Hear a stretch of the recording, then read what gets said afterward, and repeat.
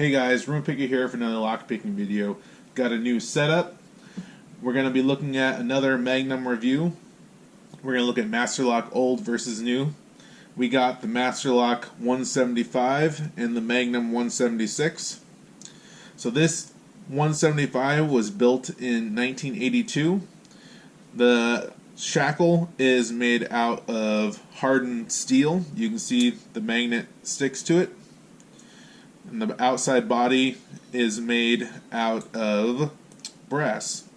And you can see this a lot of patina. This has definitely been, we've had this for a long time. This, I think my parents got this when I was a kid. So I have the code for this. And the wheels, very crisp feedback from the wheels. 1, 2, 1, 8. Push it. Shackle opens up. This lock can be shimmed. You can see that in there. And this one has a known bypass. Unfortunately, I don't have the shimming tool to do it to show you. But if you stick a decoding knife between the wheel and the lock body into the back, push down on it, push on the shackle, it'll pop right open. So that was a big bypass that's been around for a long time. This Master Lock Magnum, 36 years later, made in 2018. Let's see what improvements they made. Also, real quick on this lock before I forget, put the code back in. So to get access to the programming hole, this is what allows you to change the code. You use this special tool here. You put it in, turn it 90 degrees and push, and it allows you to change the combination. When this shackle is closed, it blocks that hole, so that's an improvement. You can't get access to change it while it's in the lock state. This lock here, you can see is boron carbide, square or hexagonal. You can't cut it very easily. You got this shutter here. This is entirely cosmetic. The only thing this provides is protection for these wheels.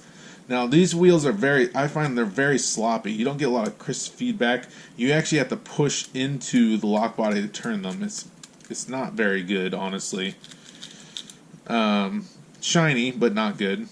This, you can see, is magnetic. It's made out of, has iron in it. This, however, not so much. If you go ahead and put that on there.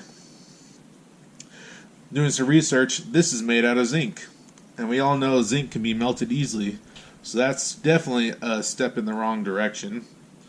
Doing some research, also only one side of these cores are shielded. This right hand side of each wheel is shielded, so you can't stick the knife in there, but they didn't shield the left hand side for some reason, so you can stick it in there. Same thing, you put it in, push it down, and it pops right open. Let's put the code in here. This one's 3, 4, 4, 1. There we go. Push in. Get it open. Look, they did make an improvement. Finally, 36 years later, they decided that they would make this not shimmable, which is great if it weren't for the fact that this 4-pin backup core here is so poor that you can even just pick it, and that's what we're going to do here in a second just to demonstrate it. We'll use top the keyway tension with standard hook in 18 thousandths, and I'll show you that the backup key does work. One thing to note is when you turn this key, there's so much spring tension from this shackle that you have to push on it to get it to pop the rest of the way open. This is the 4-pin core with standard pins. So let's get our tension bar in here.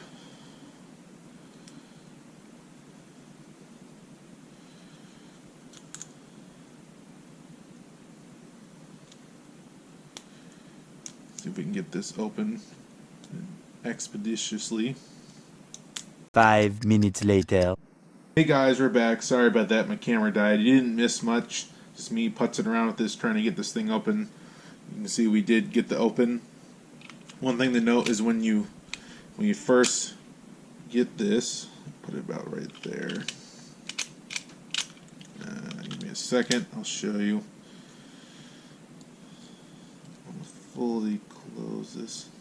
There we go. It won't. So this is locked.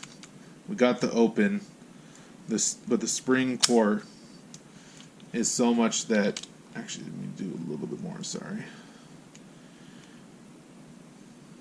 There we go. There we go. So the spring tension on this is so much that I can't crank this over unless I push down this hasp or really crank it over.